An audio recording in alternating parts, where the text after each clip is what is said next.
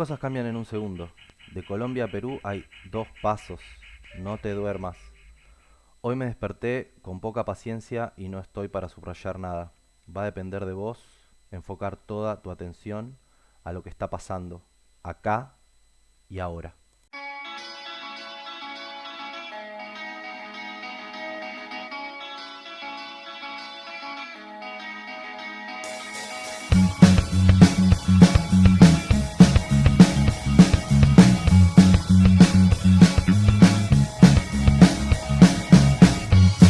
El cielo gris ya está anunciando qué estación está al mando. Y no importa, inevitable que el silencio ataque.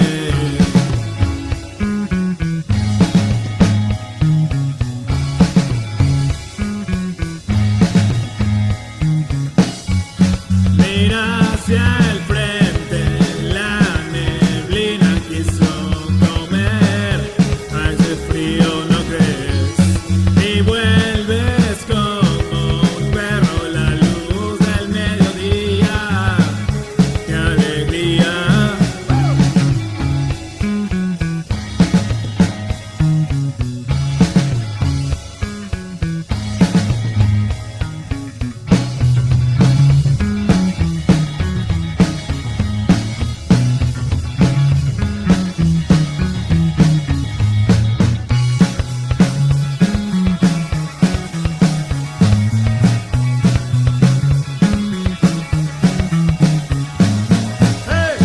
Mira hacia el frente, la neblina quiso comer. Hace frío, no crees, y vuelves como un perro la luz del mediodía. ¡Qué alegría!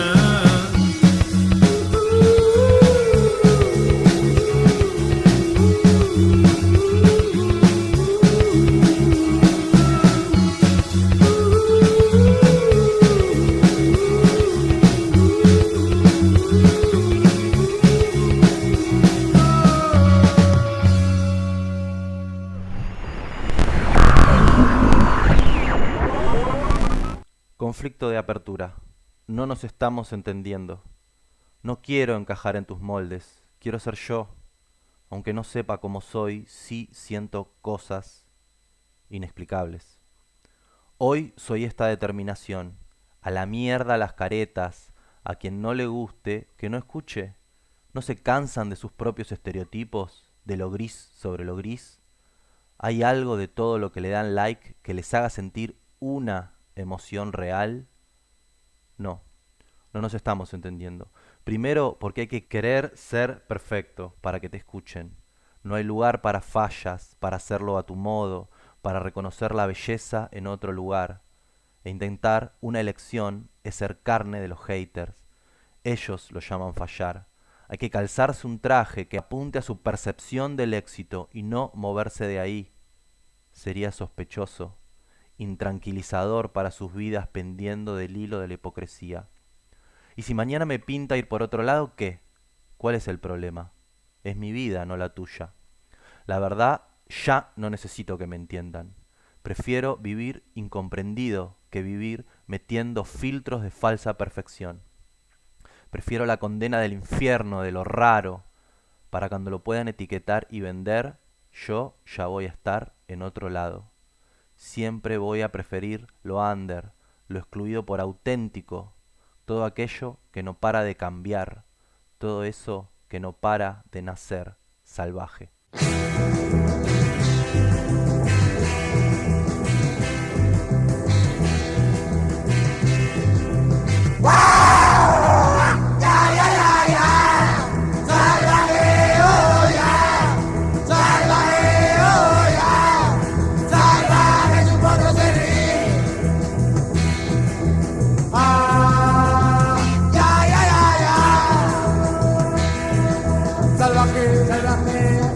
Veloz como el viento, los cascos de acero, mayor no la hace. Salvaje, fecha de la CIA, patearme, me quiere matar. Ya, ya, ya, ya. Sálvame ahora, sálvame ahora, sálvame si puedo servir. Ah, ya, ya, ya, ya.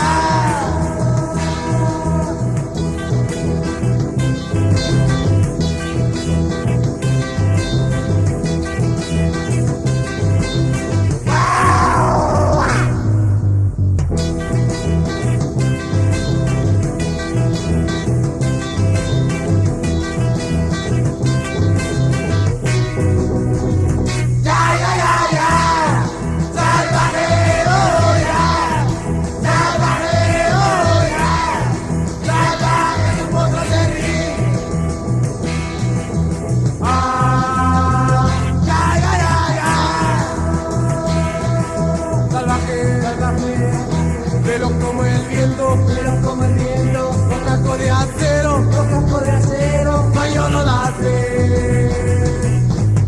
Salvaje, fecha de la silla, trata de patearme, me quiere matar.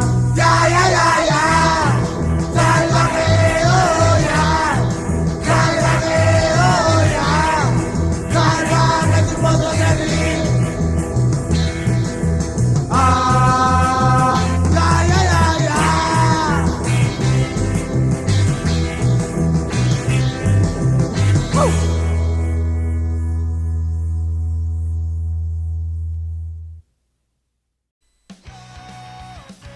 ¿Cómo andan, desesperanzades? Ya para el minuto 7 es un buen momento para saludar, ¿verdad? Estoy así medio contagiado por la rebeldía que emana de todo el contenido desde Perú. No conozco Perú, nunca fui, es una cuenta pendiente. Hay muchas cosas que me llaman la atención como para ir a recorrer. Tiene mucha historia de la cual desconozco y me encantaría poder contarles. Pero sí, me anoté dos figuras, dos emblemas de esta rebeldía contagiosa que siempre me transmitieron mucho, y son las siguientes.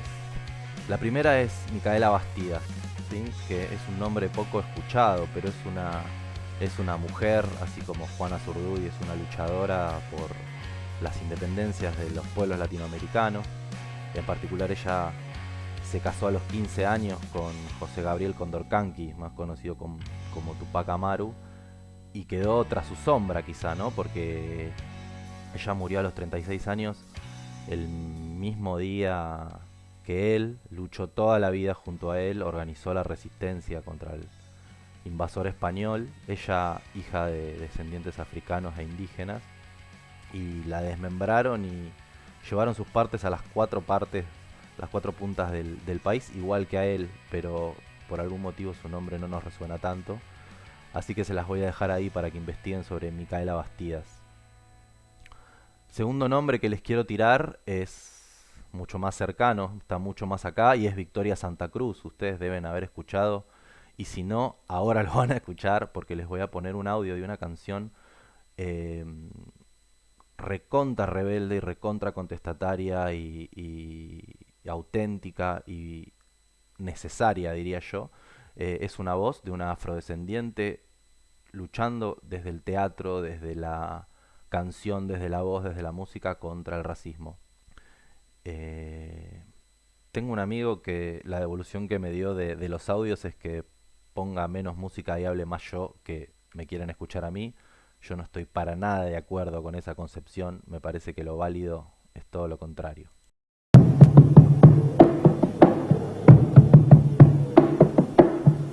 Tenía 7 años apenas 7 años.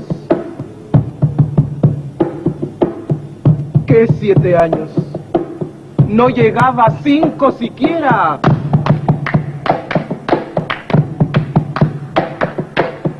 De pronto unas voces en la calle me gritaron: ¡Negra! ¡Negra! ¡Negra! ¡Negra! ¡Negra! ¡Negra! ¡Negra! ¡Negra! ¿Soy acaso negra?, me dije. ¡Sí! ¿Qué cosa es ser negra? ¡Negra!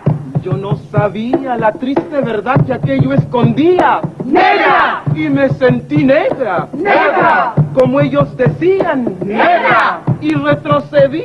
¡Negra! Como ellos querían. ¡Negra! Yo di mis cabellos y mis labios gruesos y miré apenada mi carne tostada y retrocedí. ¡Negra! Y retrocedí. ¡Negra! ¡Negra! ¡Negra! ¡Negra! ¡Negra! ¡Negra! ¡Negra!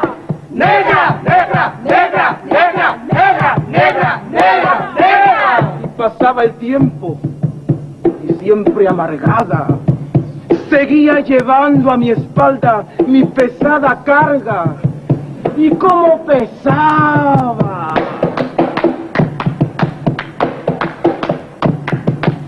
Me alacé el cabello, me polvé la cara, y entre mis entrañas siempre resonaba la misma palabra. ¡Negra! ¡Negra! ¡Negra! ¡Negra! ¡Negra! ¡Negra! ¡Negra! Hasta que un día que retrocedía y que iba a caer. ¡Negra! ¡Negra! ¡Negra! ¡Negra! ¡Negra! ¡Negra! ¡Negra! ¡Negra! ¡Negra! ¡Negra! ¡Negra! ¡Negra! ¡Negra! ¡Negra! ¡Negra! ¿Qué? ¿Y qué? ¡Negra! ¡Sí! ¡Negra! ¡Soy! ¡Negra! ¡Negra! ¡Negra! ¡Soy! ¡Negra! ¡Sí! ¡Negra! ¡Soy! ¡Negra! ¡Negra! ¡Soy! Yo y en adelante no quiero laciar mi cabello. ¡No quiero! Y voy a reírme de aquellos que por evitar, según ellos, que por evitarnos algún sinsabor llaman a los negros gente de color. ¿Y de qué color? ¡Negro! ¿Y qué lindo suena? ¡Negro! ¿Y qué ritmo tiene? ¡Negro, negro, negro, negro, negro, negro, negro, negro, negro, negro, negro, negro, negro, negro, negro! Al fin comprendí. ¡Al fin! Ya no retrocedo. ¡Al fin! Y avanzo segura. ¡Al fin! Avanzo y espero. ¡Al fin! Y bendigo al cielo porque quito Dios que negro azabache fuese mi color y ya comprendí. ¡Al fin! Ya tengo la llave. Negro, negro, negro, negro, negro, negro, negro, negro, negro, negro, negro, negro, negro, negro, negro.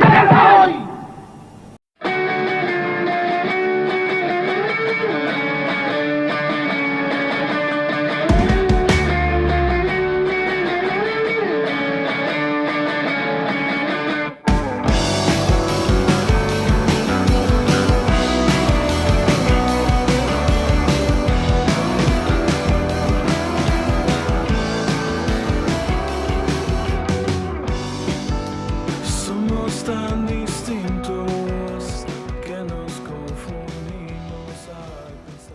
Tremendo. Nada que agregar a la sección anécdota historia que pasamos. Vamos a empezar ahí a calmar un poco la ansiedad de los melómanes, aclarando un poco la música que venimos escuchando.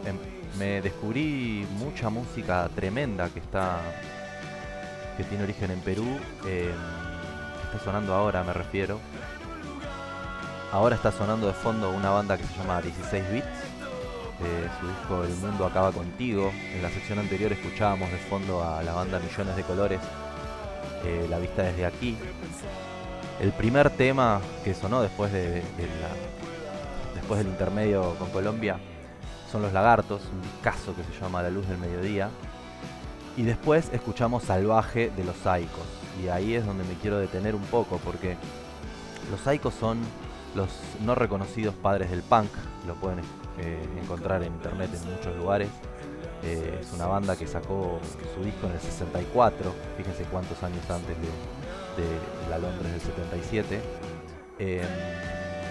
Y es una banda que influenció muchísimo, no solamente a su país, por lo que veo, con toda la música punk que hay en Perú, sino también a la música en general.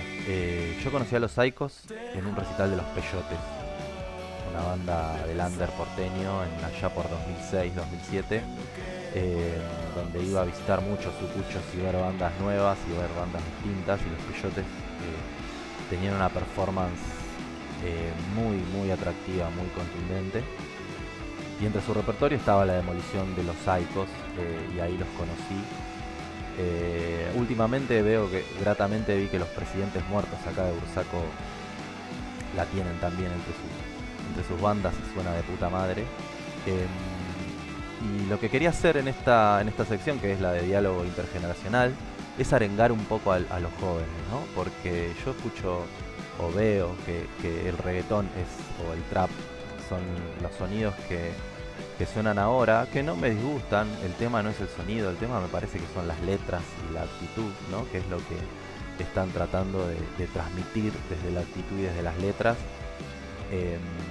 Y bueno, y veo en Perú esta semilla que sembraron allá en el 64 los Saicos. Y encontré otra banda que me voló la cabeza, que son unos pibitos que se llaman Suerte Campeón, que tienen un discazo que se llama El Mundo es un lugar horrible con detalles hermosos, que para mí estos pibes entendieron todo, así que quería hacer esta dualidad, ¿no? Poner los Saicos 1964 y Suerte Campeón en 2023. Yo creo que hay un hilo conductor ahí, algo que es provocado, así como Liliana Bock comparte en una conferencia sobre el lenguaje, que puede ser la cultura, que puede ser esta rebeldía que no flota en el aire, que no nace de la nada, sino que es provocado desde la misma semilla, es una manifestación de la misma rebeldía. Díganme ustedes qué les parece.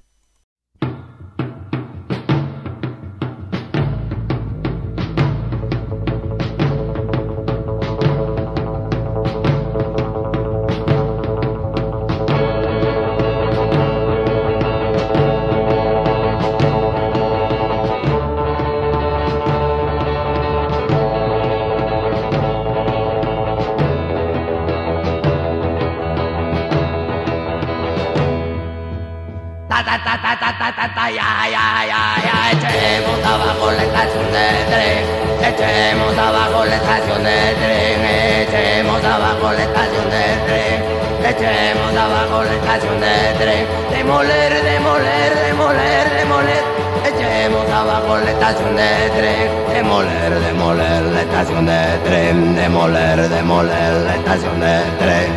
Ta ta ta ta ta ta ta ta ya. Nos gusta volar estaciones de tren. Demoler, demoler, demoler, demoler. Nos gusta volar estaciones de tren. Demoler, demoler, demoler, demoler. Yeah, yeah, yeah, yeah, yeah, yeah, yeah. Yeah, yeah, yeah, yeah, yeah, yeah, yeah. Yeah, yeah, yeah, yeah, yeah, yeah. Yeah, yeah, yeah, yeah, yeah, yeah.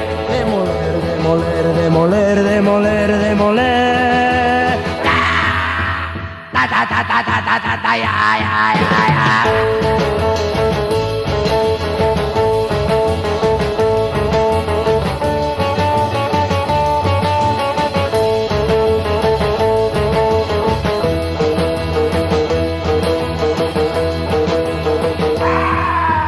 Ta ta ta ta ta ta ta ta ya. Echemos abajo la estación de tren. Echemos abajo la estación de tren, echemos abajo la estación de tren, echemos abajo la estación de tren, demoler, demoler, demoler, demoler, echemos abajo la estación de tren, demoler, demoler la estación de tren, demoler, demoler la estación de tren. Ta ta ta ta ta ta ta ta ya. Nos gusta volar estaciones de tren, demoler, demoler, demoler, demoler. Nos gusta volar estaciones de tren. Demoler, demoler, demoler, demoler. Yeah, yeah, yeah, yeah, yeah, yeah. Yeah, yeah, yeah, yeah, yeah, yeah. Yeah, yeah, yeah, yeah, yeah, yeah. Yeah, yeah, yeah, yeah, yeah, yeah. Demoler, demoler, demoler, demoler, demoler. Ta ta ta ta ta ta ta ta ya. Wow.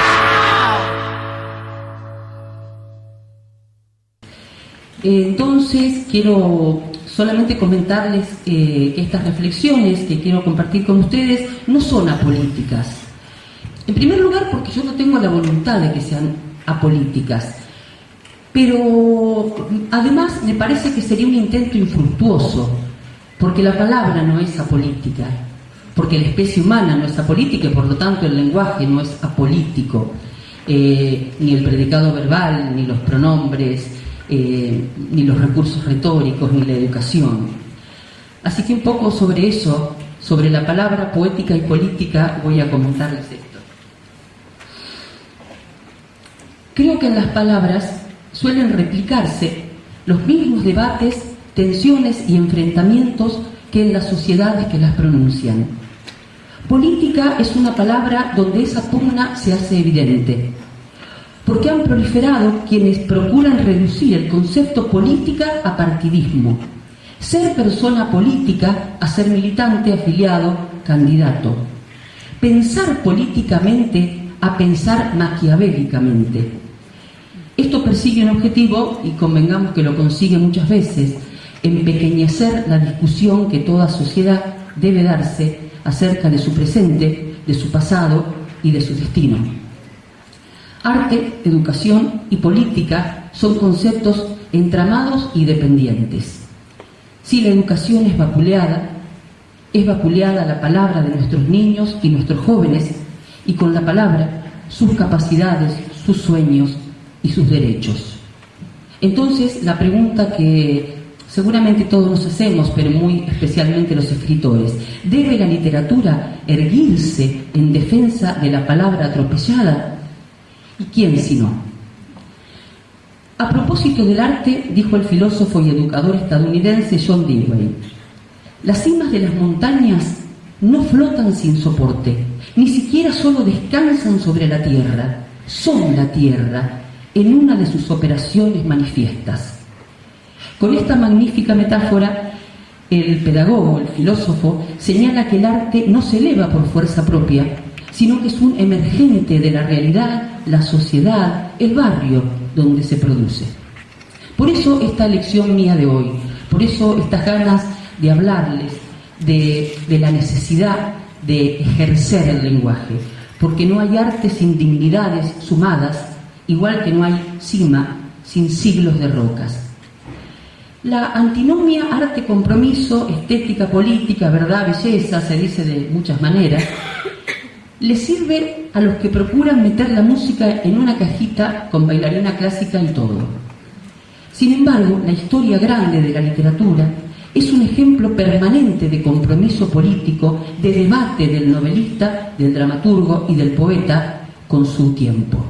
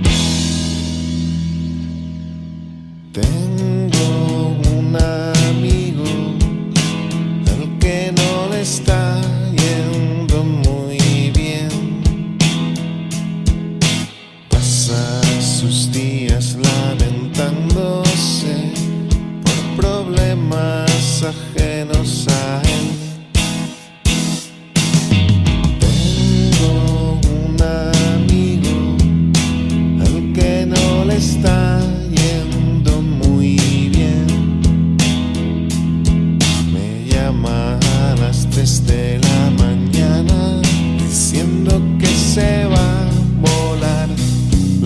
bien.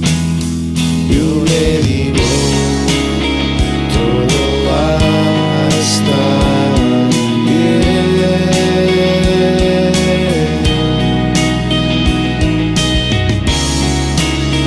Todo va a estar bien.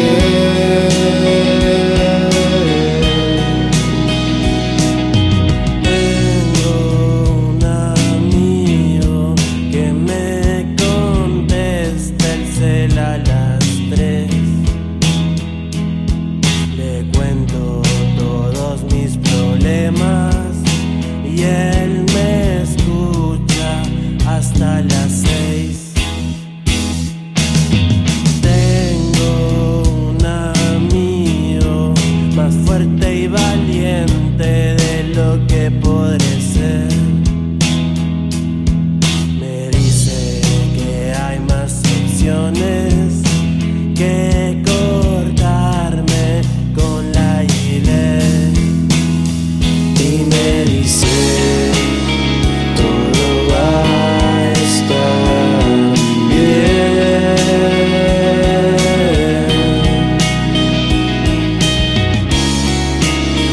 Todo va a estar bien.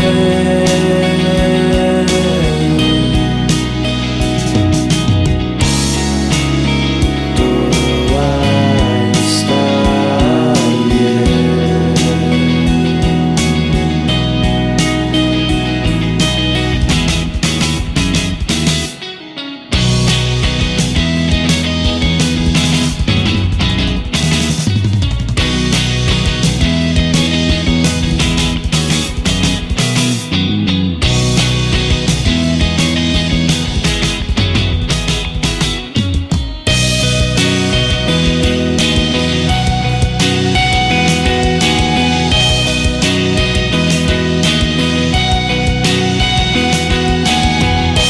Te agradezco por poderme soportar, no dejarme como lo hacen los demás. Tus consejos tal vez los vaya a olvidar, compañero. No me vayas a dejar, no me vayas a dejar, no me vayas a dejar, no me vayas a dejar, no me vayas a dejar.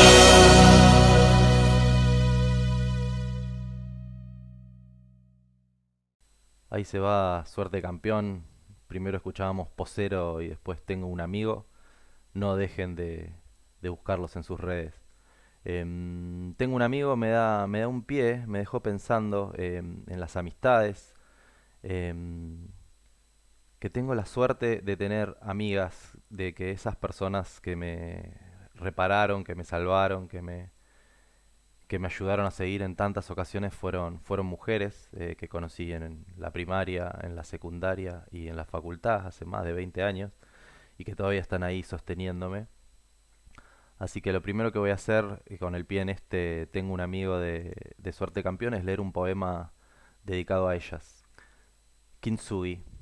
La amistad como el kintsugi, oro puro que une y acompaña, un espejo que presagia un ser entero, ahí donde solo quedaron pedazos.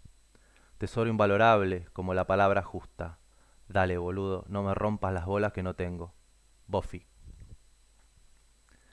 Y el segundo pie que me da es para presentar la entrevista o la sección Una Voz, que esta vez ya la tenía más clara desde antes y es justamente una de estas amigas tan queridas que se llama Noelia Tolaba.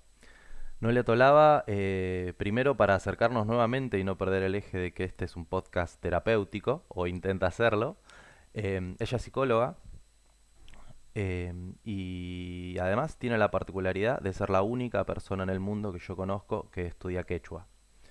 Eso la trae a este capítulo de Perú y nos da el pie para poder escuchar su voz. Yo soy psicóloga, psicoanalista, me dedico a eso. Me gusta siempre decir que soy psicoanalista, además, porque hay una diferencia entre psicólogo y psicoanalista, y hay todo un cliché y un imaginario, principalmente en nuestros territorios, en relación a lo que es un psicoanalista, ¿no? Uno imagina un diván y un hombre, casi siempre, ¿no? Cuando en la realidad, primero que la mayoría somos mujeres, un porcentaje mayor, y después que no todos los psicólogos realmente son psicoanalistas, y el diván es un objeto de intervención también, digamos, es una intervención en el dispositivo analítico, ¿no? No es algo que quede bien, digamos, pero bueno, es como un imaginario bastante burgués del psicoanálisis que muchos psicoanalistas se encargaron de alimentar. Así que bueno, siempre digo esto porque también los psicoanalistas solo son vistos en esos lugares y justamente muchos de nosotros estamos en todos lados en realidad. Así que laburo en mi consultorio, pero siempre en paralelo al consultorio trabajé en dispositivos en salud mental. Lamentablemente las clínicas psiquiátricas y los monovalentes siguen existiendo, con lo cual muchos de nosotros en momentos de nuestra práctica hemos estado ahí, también en hogares convivenciales, sea público o privado, digamos, porque existen hospitales de día. Y actualmente, bueno, consultorios externos, digo, bueno. Y actualmente trabajo en dispositivos territoriales, que son aquellos que laburan justamente en diversos espacios, territorios, que el territorio es más que una delimitación geográfica, es una construcción social, es un entramado de voces y de un montón de cuestiones que suceden ahí, y un montón de desigualdades, ¿no? Cuando los profesionales llegamos al territorio, nos encontramos con un montón de cuestiones y dispositivos y organizaciones sociales propias de la comunidad. Así que yo siempre suelo decir también en relación a esto que llegamos tarde, pero llegamos. Laburan los que son dispositivos de salud mental comunitaria y consumo problemático, conveniados con CEDRONAR, que es la entidad del Estado, que se encarga de las políticas públicas en relación a esto, prevención, promoción y atención, que sale a conveniar en algún momento al territorio, como dicen, a hacer estas casas de acompañamiento de atención, que son las CACs, y los dispositivos territoriales, los DTC y demás, que laburan en diversos lugares del conurbano para generar mayor accesibilidad a la salud mental en determinados territorios, justamente. Actualmente me desempeño ahí, además del consultorio, ¿no? Y en el territorio se dan un montón de dificultades, por supuesto, pero bueno, cuando uno piensa en lo que se dedica, o me escucho repensando en mi práctica, bueno, creo que nos dedicamos un poco a generar mayor accesibilidad de la salud mental a los usuarios, a que la salud mental es un tema de todos, a que deje de ser un privilegio, y siempre estamos tratando de, muchos de nosotros, de sostener una práctica que de lucha, pero que pueda generar condiciones dignas para trabajadores y usuarios, ¿no? Así que cuando suelo decir que soy psicóloga, psicoanalista, siempre me imaginan en un consultorio. Y la verdad es que es más extramuro, digamos, ¿no? El dispositivo analítico se puede armar desde otro lugar también, y las intervenciones analíticas a veces no son de los psicoanalistas, sino de otras personas. Pero bueno, me dedico a esto hace 11 años. Y antes de eso, antes de recibirme, fui acompañante terapéutica, que es una función y un rol que muchos hemos pasado, muchos colegas, que te da muchísimo aprendizaje también. Generalmente acompañas a personas que están con alguna problemática en salud mental, que tienen su CUD, su certificado único de discapacidad, que tienen todo un sistema de salud ahí privado, si quieren, a través de las obras sociales, que se generan diferentes coberturas. Ahí es donde se cruza salud mental y discapacidad también, ¿no? Pero bueno, previo a recibirme hice eso, que siempre fue muy interesante. Así que me dedico a la salud mental, diría.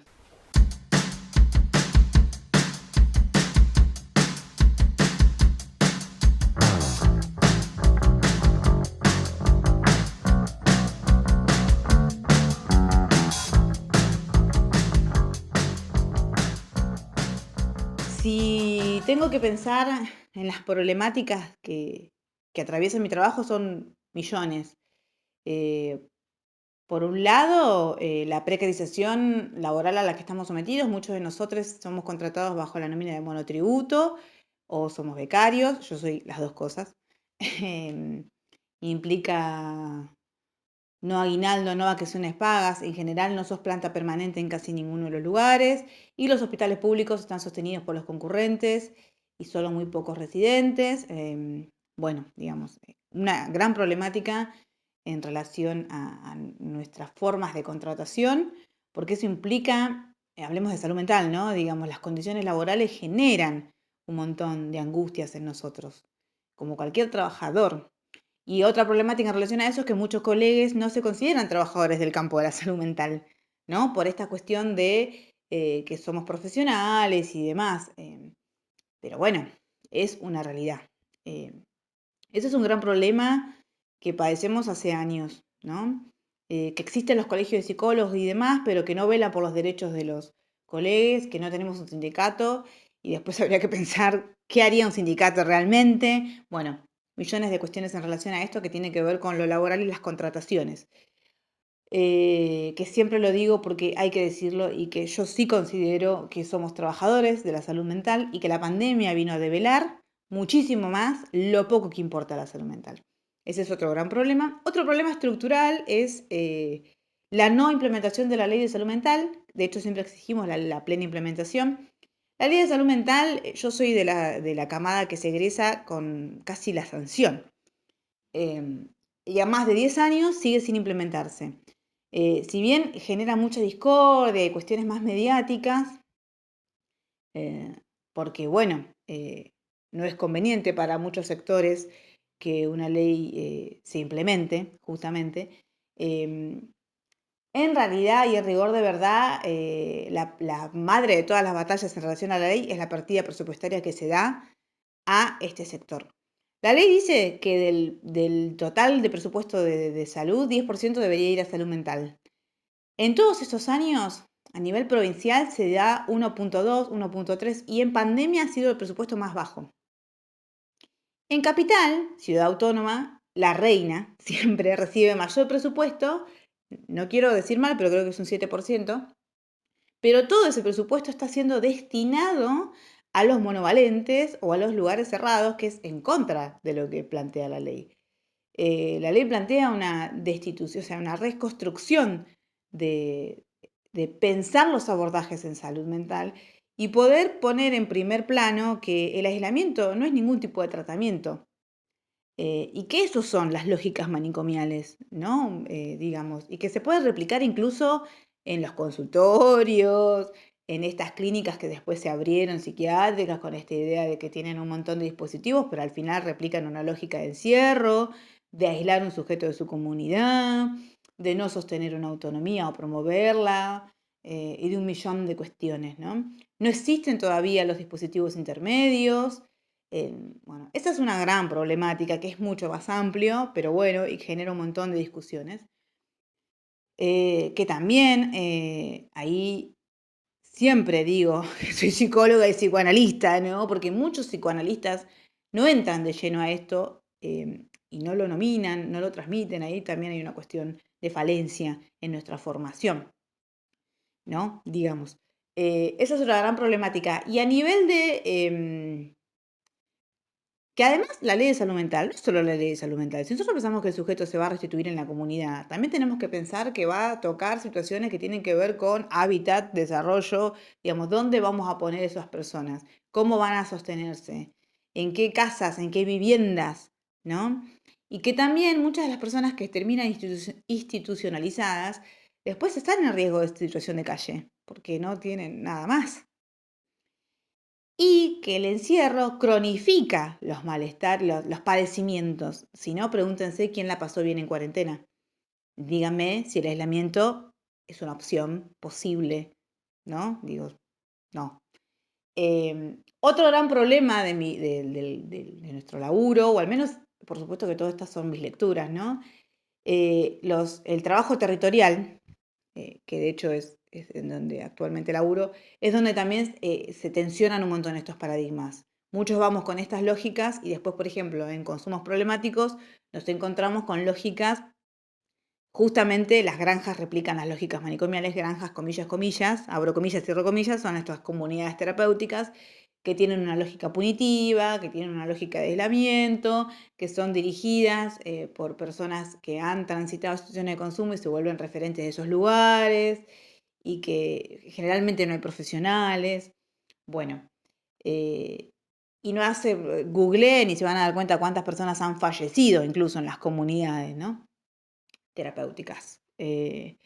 La atención que se da en el territorio se da por esto, y muchas de estas comunidades son manejadas por diversas iglesias, digamos. ¿Cuál es el problema de esto? La iglesia llegó mucho antes que nosotros al territorio y vino a ofrecer y coagular un sentido. Y bueno, hay un montón de líneas eclesiásticas ahí de los curavilleros y un montón de otras más que uno va conociendo a medida que se adentra en el territorio y que sí o sí articulás, los ves, hablás, aunque no comulgues, justamente esa palabra, con esa mirada.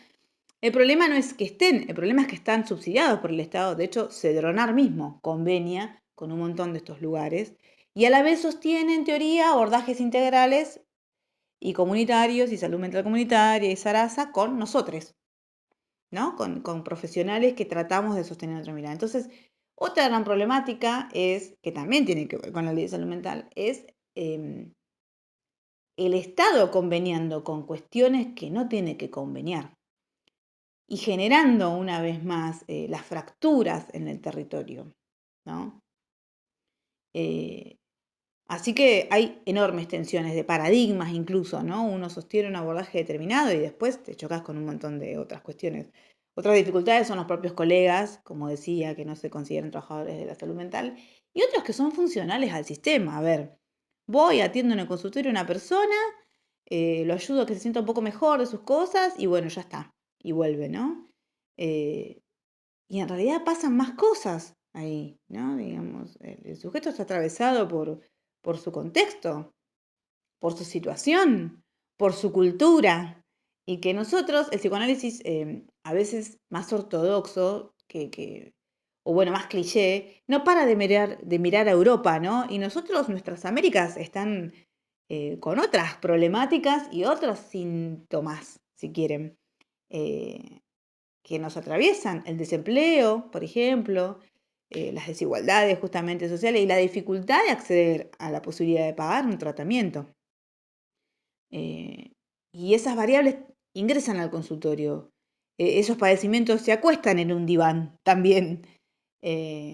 Así que yo resumiría como que las grandes problemáticas tienen que ver con nuestra formación, con la no implementación de la ley, con el Estado conveniando con lugares y cuestiones que no tienen que hacer, y nosotros mismos, ¿no? Digamos, digamos, algunos de nosotros, colegas, siendo funcionales a estas cuestiones. Pero bueno, a pesar de estas dificultades, creo que uno hace con lo que puede y que sostiene esto con un deseo decidido en lo que hace, ¿no? Y que toda práctica y toda práctica en el campo de la salud mental y posición es política.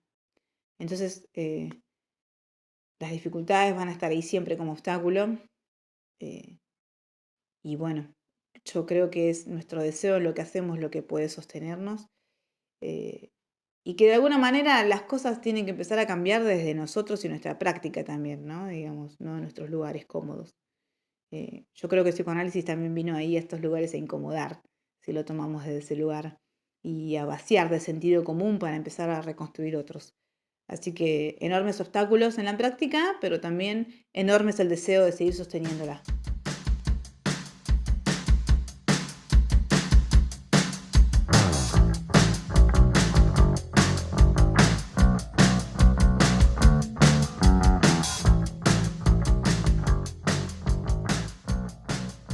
Yo empiezo a estudiar quichua. Yo estudio quichua actualmente hace un año, si mal no hago la cuenta. Es un taller bastante interactivo que no tiene esta cuestión de los niveles, como bueno, nivel intermedio y demás, sino que es un intercambio de la lengua que uno aprende, tiene formato taller, y quienes dictan esos talleres se van turnando, son quichuistas, son quichuablantes, son gente bilingüe de Santiago del Estero, que es uno de los lugares donde se conservó el quichua, en determinados departamentos que le dicen ellos, de Santiago. Cuando me adentro a esta lengua, yo iba con una idea del quechua, porque uno imagina el quechua peruano, boliviano, y en realidad en nuestro país, donde más queda coagulado es Santiago del Estero. Ellos tienen un montón de teorías sobre esto, y yo no sería la voz autorizada para decirlo, pero finalmente el quechua, tal y como llega también, empieza a adquirir los modismos de Santiago, entonces de Santiago del Estero. Entonces hay cuestiones que por ahí si se junta un quichuista de Santiago y con alguien de Bolivia van a tener ciertas diferencias, ¿no? Que pueden ser mínimas, por ejemplo, no sé, Warmi es mujer y Warmi también es en quechua peruano, pero la diferencia es la signografía, ¿no? Uno es con H, la otra es con W, no sé, diferentes nominaciones y cuestiones. Por ejemplo, no sé, Yanazu es amigo, pero Yana también es negro y no es una nominación muy, muy querida, digamos, por algunos porque tiene un sesgo medio racista. Entonces por ahí más y Cumpa y otras cuestiones las van usando. Hay como ciertas diferencias que son enriquecedoras y que cuando yo voy al taller también las nombran, más allá de que es lo que se enseña es quichua santiagueño. Yo llego a ese taller googleando, pero llego en lo singular porque me encuentro en el 2020 en la búsqueda del origen de mi apellido, me pongo a buscar, recuerdo esa época, ahora se me vienen imágenes de esa época como esencial, como personal de la salud, y como en esa época yo siempre leo un montón, como ponerle 2, 3 libros al mismo tiempo, o a veces uno, depende, pero en esa época me puse como un poco más porque, bueno, no veía a nadie en realidad. Y ahí encuentro, en esta curiosidad mía que siempre estuvo, el origen de mi apellido. Hablando con mi madre, en realidad, empiezo a rastrear algunas regiones en donde ella creció. Ella es de Salta, ella es nacida en Salta, criada en Jujuy. Yo he crecido con aguayos, abrigos, con cosas que fui naturalizando, alpacas, no sé, cuestiones que son bien del norte y mezcladas con el urbanismo, porque yo soy de acá, digamos. Mi madre se le ha ido un poco el acento, algunas cosas no sé, el aquisito nomás o aisito pues, tal vez se le fue, pero otras cosas no. Ahí yo llego a un documento, finalmente, donde encuentro la mayor tendencia de apellidos, busco el mío en las regiones donde ha nacido mi madre, etcétera, porque mi búsqueda fue más con ella, digamos. Y ahí encuentro, luego de esa búsqueda, un archivo de apellidos indígenas en esa región. Y ahí está mi apellido, entre muchos más. Cuando hago un rastreo singular de mi apellido, encuentro a todas como los censos, creo que llegué al 1700, y son todas mujeres las que encontré censadas. Ahí aparecen también con hijos y demás, y aparece la nominación con mi apellido, y no sé, India, porque estaba censado así, y hijo mestizo. Mestizo ustedes saben que es una palabra bastante blanca, ¿no? Que es esta excusa que usaba el colonizador para tener estos hijos extramatrimoniales, o esta idea de raza, ¿no? De mejorar la raza, y este mestizaje viene de ahí, ¿no? Y ahí yo encuentro este apellido, entonces empiezo a buscar qué lenguas se hablaban en esa región. Y ahí doy con el quichua. Y luego viene la búsqueda del taller. Yo siento que hay toda una búsqueda propia, me siento bien estudiando el quichua, siento que es un universo diferente, siento que todos, la colonización, el pensamiento descolonial, antirracista, anticapitalista, antipatriarcal, y estas cuestiones son cosas que se tienen que ir construyendo. Y cuando yo ubico algo de este origen que estaba ahí, siempre estuvo ahí, es muy loco porque me dicen, bueno, pero nunca te diste cuenta, no sé, de tu color de piel, que sos como... Bueno, me encanta porque la gente me dice morocha o trigueña, ¿no? No, como decir, ese color no existe. soy marrón, digamos, tal vez más clara en el tono de piel que el resto de mi familia, pero bueno, cuando me pasa eso, también en un punto es como uno no nace con un libro que dice cómo ser, no sé, cómo ser afrodescendiente, cómo ser indígena, cómo ser descendiente bajo el brazo, ¿no? Esto se va construyendo. Y hemos sido criados bajo prácticas también racistas, colonialistas. Entonces, es lógico que muchas de las personas que tengan descendencia indígena no se asuman como tal, no se perciban como tal, digamos, ¿no? Por el racismo también. He vivido situaciones con mis hermanos, con algunos de mis hermanos, donde, bueno, yo he sido la hermana del negro de mierda, por ejemplo, y demás. Entonces, acercarme a la lengua, acercarme al origen y a lo indígena y a la cosmovisión andina, desde otra cuestión que no sea lo académico, eh, fue muy interesante y sigue siendo muy interesante. Por más que uno vaya y después lea Kush igual, por más que uno busque la cosmovisión andina y trate de entender algunas cuestiones, digamos, también poder escuchar en primera persona a las personas que hablan quichua, que tienen esta descendencia, es como muy importante para mí, es muy enriquecedor. Y no es muy loco que yo termine también laburando en el territorio y que esto lo lleve al territorio. De hecho, estoy haciendo un trabajo de investigación que tiene que ver con eso, la barrera de accesibilidad, pero de la comunidad que habla guaraní, que es justo un territorio donde estoy trabajando, que hay mucha comunidad de Paraguay. Bueno, digo, no es casual que yo termine anexando todas esas cuestiones. Y otra cosa que me pasó también en estos últimos meses en Quichua, ahora estuvimos como en un receso, es que yo sé preguntar, si bien más o menos puedo preguntarte el nombre, hacer alguna que otra comunicación, hay cosas que me olvido. Yo estaba preguntando por el cabello, yo tengo rulos, un montón de rulos, es súper abundante. Y es muy loco porque uno de ellos, del taller, me decía que yo debo tener algo de afro, porque las comunidades indígenas no tienen este pelo, y que de hecho no hay una palabra que ellos recuerden en quichua para rulos, sí para otros sinónimos y sí para cuestiones que uno puede ahí decir o adecuar ellos dicen a veces que los fuerzan mucho al castellano, ¿no?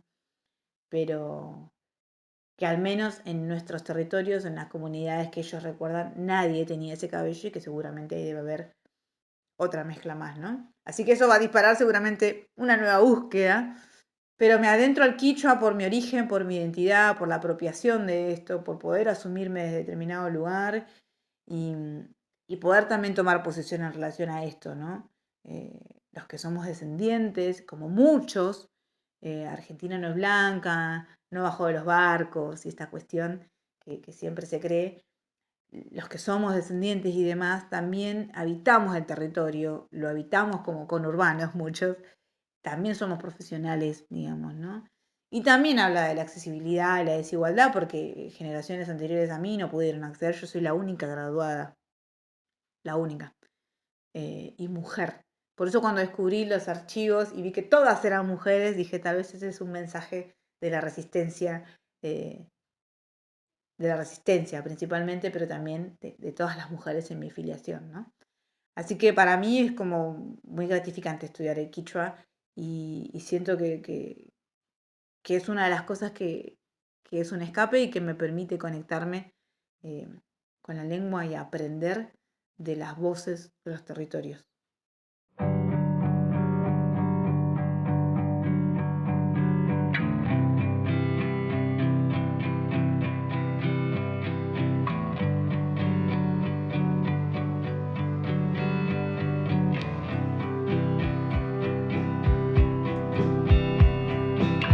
Dejé la mayoría de las cosas lejos. No tuve más espacio ni tampoco tiempo. No encuentro más descanso dentro de ese cuerpo. Las voces se repiten cada 3 intentos. No quiero seguir así. Con la cabeza partida en mí.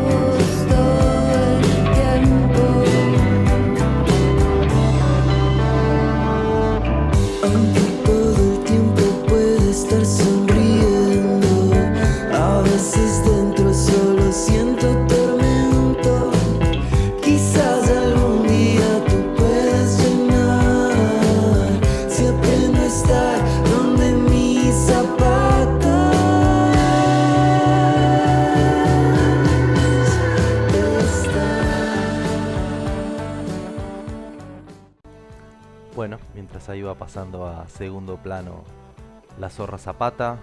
Vamos a darle lugar a la siguiente sección, ya casi cerrando, que es estrenar mirada o cambiar para estrenar mirada. No sé si lo dije todavía, pero abajo de los videos van links a bastante material sobre lo que estuve hablando, en particular a lo referido a esta sección, que tiene que ver con recomendar películas y material audiovisual. Lo primero que les quiero recomendar es nuevamente la plataforma Retina Latina, que es una plataforma que tiene un montón de contenido documentales y películas de algunos países de Latinoamérica. Tiene algunas cosas muy buenas de Perú también. De ahí les quiero recomendar dos cortos esta vez. El primero se llama María Teta, que es una biopic muy cortita sobre una referente del under y del punk peruano de los 80. Una realmente una adelantada a su tiempo, revolucionaria, feminista, y luchando ahí en un mundo de hombres, ¿no? Uno piensa en el punk y casi todos los artistas que se le vienen a la cabeza son hombres. Bueno, ahí la tenemos a María Teta. A mí hago una referencia, justo se llama Patricia Roncal. Hago como una relación con Patricia Pietrafesa de las She's Devils, es una histórica de la cultura under en Argentina, pero me hizo acordar este corto sobre María Teta, se los recomiendo. Otro corto que está también en Retina Latina es Conexión Guayuma, que es un corto está muy bueno, me gustó. Es como una joven cineasta peruana que ha perdido a sus padres y quiere hacer una conexión con ellos a través de la medicina ancestral de la Guayuma en quechua o San Pedro. Y es un breve relato sobre su experiencia con eso, y me parece que está buenísima. Eso por un lado. Por otro lado, hay una película peruana que vi hace unos meses que me gustó mucho. No llega a ser un documental, pero la parte de paisajes y autóctono de la vida en las montañas peruanas es tremendo. A mí me impactó mucho. Tiene un ritmo al cual no estamos acostumbrados. Es para ver un día que estemos bien abajo, bien tranqui. Se llama Huayna-Pacha, que les voy a dejar el link abajo para que la vean. Pero bueno, la recomendación principal que quiero hacer sobre cine peruano es una película que pasamos con el Cineclub en su momento. Es de una directora que se llama Claudia Llosa, peruana, y que se hizo conocida por esta película, me parece, que es La Teta Asustada, que la encontré en la web, ahí les dejo el link para verla, que si no la vieron se las recomiendo mucho. Pero además les quiero recomendar otra peli, que es justamente de la misma directora, la anterior, creo que es su primer largometraje, que se llama Made in USA. Made in USA es una película muy movilizante. A mí siempre hago referencia a esta película cuando nos ponemos a hablar en las conversaciones de los nombres de las personas, ¿no? Que en Argentina no, pero en Perú, en Venezuela, a las personas, los malvados padres y madres, las pueden registrar con cualquier nombre, ¿no? Te puedes llamar a US Navy, que es la Armada de Estados Unidos, o $1, o en este caso Made in USA es el nombre del personaje, que es la misma actriz que La Teta Asustada, y cuenta la historia de un pueblito donde hay 2 días que Dios no ve, ¿no? Dios no ve los pecados. Entonces es muy interesante la consigna y toda la mezcla entre lo originario y la religión.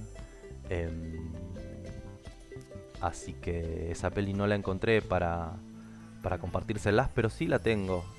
La tengo porque no la hemos pasado en el Cineclub, pero en su momento, cuando estaba juntando material, la tengo disponible. Así que ¿quién te dice que un día de esto sale juntada de cine de una sola voz?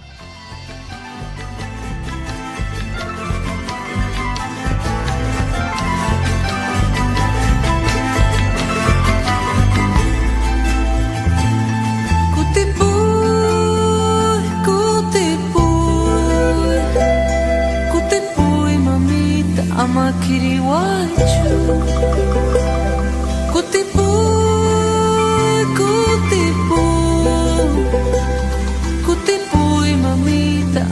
Kiriwachu. La la la. Pienso que no está la época como para perder el tiempo discutiendo sobre estilo, ni siquiera para perderlo tratando de hacerlo. Idioteces. Para todo el que no sea espiritualmente un eunuco, los tiempos son de lucha. Se trata de hacer y pensar en serio, sin puntillas ni encaje. Bueno, ese es un párrafo de una novela que me gusta mucho, pero el autor es de otro país, así que lo vamos a mantener en el misterio. Pero me da pie para presentar la última sección, referencias y pronunciaciones, justamente, donde les tiro por la cabeza algunas cosas que ya no entran para poner. Por ejemplo, iba a poner Los Heraldos Negros leídos por el Che Guevara, es un poema de César Vallejo, un referente poeta peruano, pero no lo voy a hacer. Lo que sí voy a hacer es comentar a otro autor que me encontré en las librerías, que es José María Arguedas. En Bursaco hay una librería muy buena sobre la calle Alsina que vende usados, y cada tanto encuentro algunos tesoros, y me encontré con Los Ríos Profundos de Arguedas. Es un librazo, otro autor peruano, pero sobre lo que más quiero hacer referencia es sobre una autora peruana que me impactó. La conocí por la tapa del libro, que me llamó mucho la atención. Luego fue el nombre del libro, que se llama Huaco Retrato, y después el libro. Gabriela Wiener es un librazo, es una persona que transmite no solamente literatura, sino también lucha. Es como una autobiografía por momentos el libro, y la uno con todo lo que está pasando con el colectivo Identidad Marrón. No sé si ustedes conocen o lo escucharon o lo siguen en las redes, y si bien es un colectivo que creo que nace en Argentina, la he visto a Gabriela Wiener relacionada con el colectivo, con ese proceso, notas referidas al orgullo marrón o a la identidad marrón.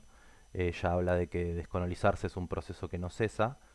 Y bueno, ¿no? Justo ella en este libro cuenta su identidad cruzada, ¿no? Con un patriarca familiar venido de Europa, eurocéntrico y con netas raíces originarias. Es muy fuerte la parte del relato en que involucra a los zoológicos humanos, un tema que ya habíamos visto en el último Jaén de la patogallina, y que retoma este libro de Gabriela Wiener, que les recomiendo pongan en su radar. Ahí está, ahí llegó el bajón del viaje que se empieza a terminar, las últimas millas, pero quién nos quita lo viajado, ¿no? Lo escuchado.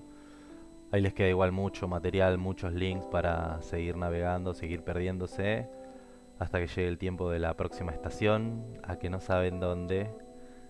No saben, y no les voy a decir tampoco. Es el momento de agradecer de nuevo a quienes se animaron a llegar hasta acá, a quienes vienen desde Chile y desde Colombia.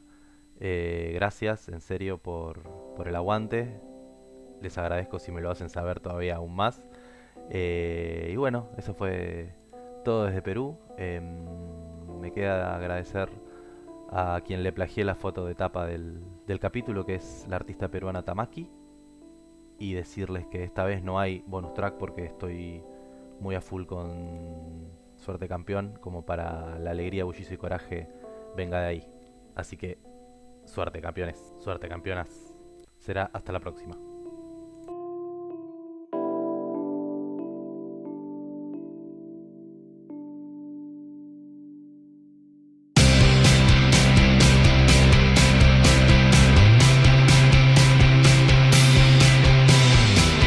No lo puedo evitar, siempre estás ahí presente. Intenté camuflar la verdad por varios meses.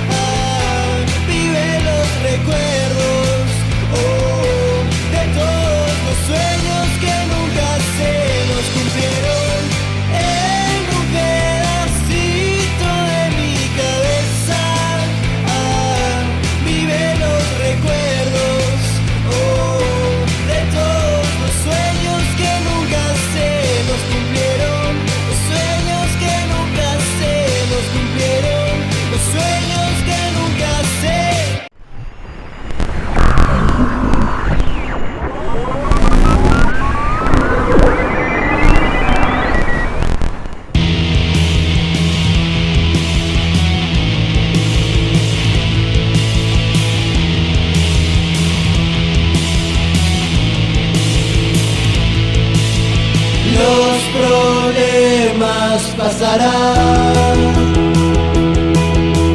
pero no sé cuándo acabará. Quiero volver cuando todo estaba bien. Miro al cielo, le pido un deseo.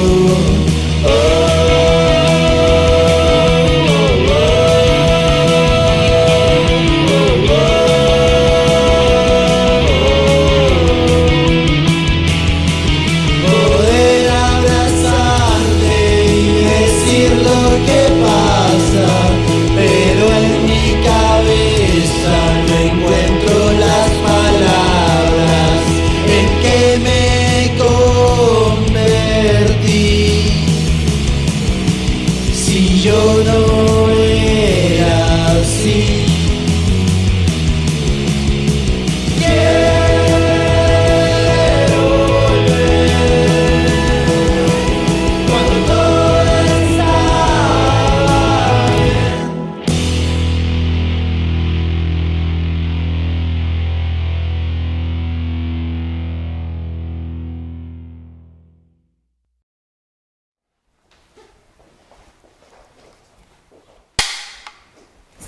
La Organización Mundial de la Salud expuso los resultados de su última investigación sobre el incremento del déficit de atención en jóvenes entre 15 y 25 años. Más relevancia tiene y resulta más determinante de cara al futuro la lejanía que los encuestados muestran sobre cualquier tipo de compromiso. Las cifras son alarmantes.